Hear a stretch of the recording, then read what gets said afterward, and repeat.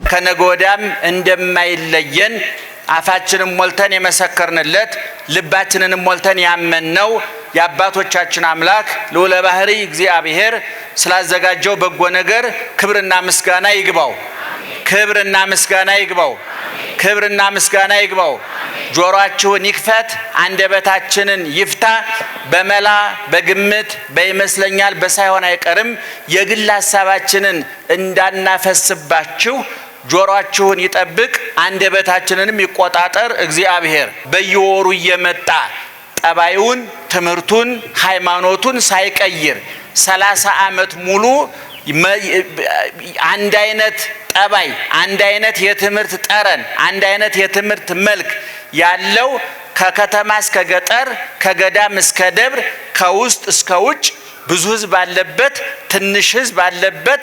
በንግሱ፣ በሰርጉ፣ በለቅሶ ቤቱ እግዚአብሔር ይገኝበታል ብሎ ባሰበው ቦታ ሁሉ ተገኝቶ አፉን ሞልቶ ቃሉን አጉልቶ ኦርቶዶክሳዊት ተዋሕዶ ቤተክርስቲያንን አስከብሮ የከበረ መስክሮላት የመሰከረችለት ከፍ አርጓት ከፍ ያረገችው ኑሮላት ያኖረችው ኦርቶዶክሳዊት ተዋሕዶ ቤተክርስቲያንን ያስጠራ ሃይማኖታዊ ዝና ወንጌላዊ ዕውቅና በምን መልክ መያዝ አለበት ለሚለው በእውነት በእድሜው መጠነኛ በቁም ነገሩ እንዘ ሕፃን አረጋዊ አንዳንድ ጊዜ ሰዎች እድሜያቸው 80 ዓመት ሞልቶ አስተሳሰባቸው 20 እና 30 ዓመት የሆነባቸው አሉ።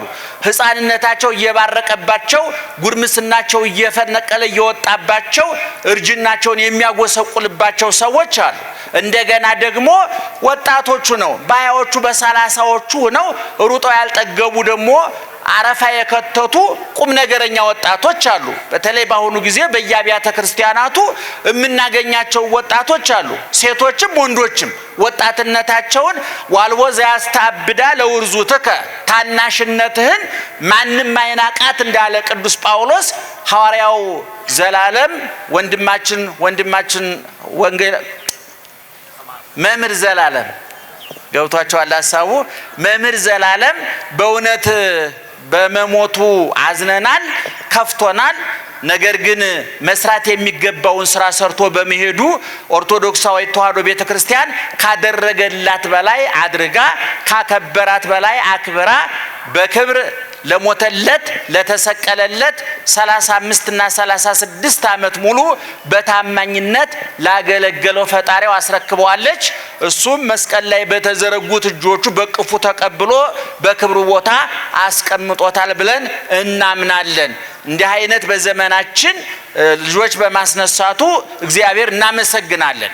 ኦርቶዶክሳዊት ተዋሕዶ ቤተክርስቲያን በልኳ በመጠኗ በልዕልናዋ በከፍታዋ ልክ ካህን፣ መነኩሴ፣ ጳጳስ፣ ሰባኪ እየቸገራት አልጋ ስታደርጋቸው አመድ፣ ወርቅ ስትሰጣቸው ጠጠር፣ እህል ሰጥታቸው አፈር እየመለሱላት ከትቢያ አንስታ አክብራቸው ትቢያ ላይ የጣሏት ከባዶነት አንስታ ወደ ምልአት አምጥታቸው ከምልአቷ ዝቅ ሊያረጓት የሚፈልጓት ሁሉ ጊዜ ይበቀላቸዋል፣ ሕሊና ይበቀላቸዋል፣ ታሪክ ይበቀላቸዋል። ይሄን በዘመናት አይተናል፣ አንብበናልም፣ በተግባርም በዘመናችንም አይተናል። ወጥተው የገቡ ከብረው የተዋረዱ ደርሰው የተመለሱ ከልዕልና ከከፍታ ወደ ዝቅታ የመጡ ከምልአት ወደ ጉድለት የመጡ አንቱ ተብለው ወደ ታች ያሽቆለቆሉ ልካቸውን መልካቸውን ያልጠበቁ እግዚአብሔር ሲያከብራቸው አንከበርም ያሉ ብዙዎች ነበሩ። ዘላለም ግን ቅድም እንደተናገርነው በየወሩ ኑ አይልም። ዘላለም ዛሬ ተክለ ሃይማኖት ነው አስተምራለሁ፣ ዛሬ ጊዮርጊስ ነው አስተምራለሁ እንዳትቀሩ ብሏችሁ ያውቃል? መስክሩ፣ ንገሩኝ። ዛሬ ልደታ ነኝ እንዳትቀሩ ብሏችሁ ያውቃል? አይልም። ዘላለም አልሰማንም። እሱ ይሄዳል፣ ትመጣላችሁ። እናንተም ምእመናን እኔ ኦርቶዶክሳዊት ተዋሕዶ ቤተክርስቲያን ይሄንን የላይ የታች ወጀቡን የቀኝ የግራ ማይበሉን የውስጥ የውጭ ፈተናውን ተቋቁማ አሁንም እያበራች ያለችው በተሰራችበት ውሃ ልክ ነው፣ መሰረት ነው። ዛሬ ለምሳሌ አንድ ጥያቄ ልጠይቃችሁ ምእመናን፣ ዛሬ ቀኑ ማን ነው? በቁጥር ማን ነው? 24 ነው አይደለም? በእኛ በሰውኛው። በክርስትናው ደግሞ ዛሬ ማን ናቸው? አቤት አቡነ ተክለ ሃይማኖት ናቸው። መታችሁ አስቀድሳችኋል አይደለም? እቤታችሁ እያላችሁ ዛሬ የሚቀድሱት እገሌ ናቸው፣ የሚሰብከው እገሌ ነው፣ የሚዘምረው እገሌ ነው ተብሎ ተነግሯቸዋል? ንገሩኝ። ተነግሯቸዋል? አልተነገራችሁም፣ አይነገራችሁምም። ምክንያቱም እናንተ ገብርኤልን እንጂ ወልደ ገብርኤልን ብላችሁ አትመጡም። ማርያምን እንጂ ገብረ ማርያም ብላችሁ አትመጡም። እግዚአብሔርን እንጂ ገብረ እግዚአብሔርን ብላችሁ አትመጡም። መቼም ሰው ለመብላት ሆቴል አስተናጋጅ ለማየት ሰው ሆቴል አይሄድም፣ ለመብላት ነው። ከበላ ዘንድ ግን ያያቸዋል አስተናጋጆቹን። አስተናጋጅ ሊያዩ ይሄዱ በልተው ሳይሆን ተበልተው፣ ወፍረው ሳይሆን ከስተው ተራቁተው መጥተዋል። ስለዚህ በእርግጠኝ ልንነግራችሁ እንወዳለን። በዘላለም አስታከን ለሌሎቹን የመልእክት የምናስተላልፈው ዛሬ ጎላ ነኝ፣ ዛሬ የካ ነኝ፣ ዛሬ ገብርኤል ነኝ፣ ዛሬ ጊዮርጊስ ነኝ እያሉ እናንተንም አባክ ነው፣ ቤተ ክርስቲያኒቱንም አባክ ነው፣ እነሱም ባክ ነው የሚኖሩ ሰባክያን ከዚህ ሊማሩ ይገባል። ዘላለም እዚህ ቦታ ነኝ ብሎ አይናገርም። ዘላለም እዚህ ቦታ ያስተምራል ተብሎም ሲለጠፍም አይተን አናውቅም። ግን ይሄው 30 ዓመት ሙሉ ንግሱ ላይ አለ፣ ማታ ጉባኤው ላይ አለ፣ ጊዮርጊስ አለ። ዘላለምን ያልጋበዘ አለቃ፣ ያልጋበዘ ጳጳስ፣ ያልጋበዘ የማያውቅ ምእመን የለም። በእውነት እሱም እድለኛ ነው። በዚህ ዘመን የሰው ሬሳ እንደ ውሻ ሬሳ እንደ አህያ ሬሳ እየወደቀ በቀን አሞራ በሌሊት ጅብ እየተቀራመተው በቀረበት ከንቱ ዘመን በዛን ያህል ክብር መቀበር መሸኘት ትልቅ ክብር ነው። እሱም እንግዲህ አገልግሎቱን ጨርሷል። ያገለግላት ቤተክርስቲያን ግን ትቀጥላለች። ስለዚህ በእውነት ዛሬ ሐዘንም ይሰማናል። አገልጋያችን አጋዣችን በእውነት ባይሞላልን ዘላለምን ተክተን ወይም እሱኛን ተክቶ እንተጋገዝ ነበር። እውነቱን ለመናገር አጋዣችን እና ያጣነው ትልቅ ጉድለት ነው፣ ትልቅ ክፍተት ነው። ግን እግዚአብሔር የሰው ችግር የለበትም። ብፁዕ አቡነ ጎርጎርዮስ የዛሬ 30 ምናምን ዓመት በመኪና አደጋ ያረፉት አባታችን እግዚአብሔር ሰው ቢመርጥና ቢያዳላ ኑሮ እነ ጳውሎስን ከሐዲስ ኪዳን እነ ጳውሎስን ከዘመነ ሊቃውንት እነ ቄርሎስና ዮሐንስ አፈወርቅን ወስዶ በጳውሎስ ፈንታ እኛን አያቆምም ነበር ብለው ተናግረዋል። እውነትም ነው። ቅዱስ ጳውሎስ በቆመበት መድረክ እሸቱ እንዲቆም የፈቀደው እግዚአብሔር አላዳላም፣ እንዳቅማችሁ ሩጡ አግዛችኋለሁኝ አለ እንጂ ጳውሎስን ባየሁበት አይኔ እሸቱን አላይም፣ ጳውሎስን ባየሁበት አይኔ ዘላለም አይቆምበትም ቢል ኑሮ እግዚአብሔር በሩ ይዘጋ ነበር። ግን አምላካችን የድንግል ማርያም አምላክ የኔ አምላክ መሆኑ ሳስብ ነው ትህትናው የሚገርመኝ። እግዚአብሔር የድንግል ማርያም አምላክ የእናንተ አምላክ ነው። የተክለ ሃይማኖት አምላክ የእናንተ አምላክ ነው። የቅዱስ ጊዮርጊስ አምላክ የእናንተ አምላክ ነው። አንገቱን የታረደው ቅዱስ ጊዮርጊስም አምላኩ እግዚአብሔር ነው።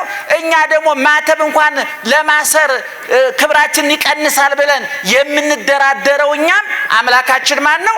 እግዚአብሔር ነው። የድንግል ማርያም የንጽሕተ ንጹሐን የቅድስተ ቅዱሳን ለተመረጠችበት በቅታ ነቅታ ተዘጋጅታ ጊዜዋን አካሏን ሳታባክን ቁጥቧ ክቷ ሙዳየ ምስጢር መዝገበ ምስጢር እግዚአብሔር ሰውን ለማዳን ሲወስን አማካሪው ጉዳይ አስፈጻሚ ሁና ከላይ እግዚአብሔር ሲያግዘን ከምድር እሷ ተባብራ ከእናቷ ከሔዋን ከአባቷ ከአዳም በተፈጥሮ ቢገናኙ ጠባይና ባህር ሳያገናኛቸው በቅታ የተገኘችው የእሷ አምላክ ማን ነው? እግዚአብሔር። ያው እግዚአብሔር ደግሞ ያንቺ አምላክ ነው፣ የኔ አምላክ ነው። ትህትናው አይገርምም? ምእመናን ደግነቱ አይገርምም? ስለዚህ በርቱ፣ ጠንክሩ፣ ተስፋ አትቁረጡ።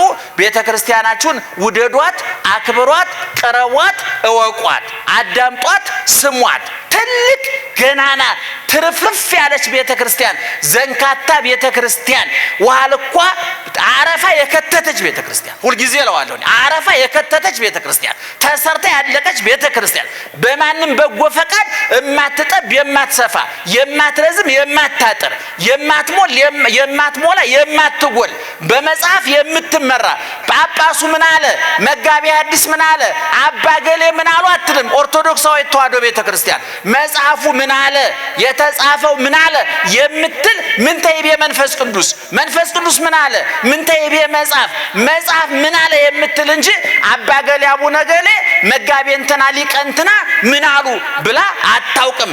እንደዛ ቢሆን እነሱ ሲወፍሩ ጠባ፣ እነሱ ሲከሱ ሰፍታ ተጎትታ ረክሳ ቆሽሻ ታልቅብን ነበር። በልኩ ነው ክርስቶስ ቀራንዮ ላይ ኦርቶዶክሳዊ ተዋሕዶ ቤተክርስቲያንን ከፍ ብላ በክርስቶስ ልክ ተቀዳ የተሰፋች ውብ የነውር ልብሳችን ናት። ገመና ከታቻችን ናት። ይችን ታላቅ ቤተክርስቲያን ለኛ አሳልፎ የሰጠ እግዚአብሔር ክብርና ምስጋና ይግባው። በእውነት አትመጥኗትም ብሎ ጠርጎ ያላስወጣን እግዚአብሔር በድጋሜ ክብርና ምስጋና ይግባው እና ዛሬ እንደተናገርነው ጻድቁ የተጸነሱበት ቀን ነውና በዚህ ጉዳይ እጥር ምጥን ሰብሰብ አድርጌ ጥቂት ነገር ነግራችኋለሁ።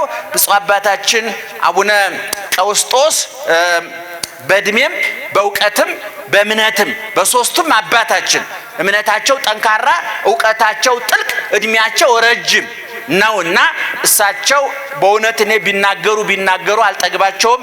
እንኳን አንደበታቸው እንባቸውም ያስተምራል። አባታችን ይሄንን መሰከራለ። እኔ ውዳሴ ከንቱ ለሰው አቅርቤ አላውቅም። ምክንያቱም ደሞዜ ተቆርጦ አልቋል። አይጨምሩልኝም አይቀንሱልኝም እና ከዚህ ከንቱኑ አምልጠናል። ለትንሽ ብዙ ምንተና ካንጀቴ ነው ማለት ውጣ ወረድ የለውም ማለት ነው።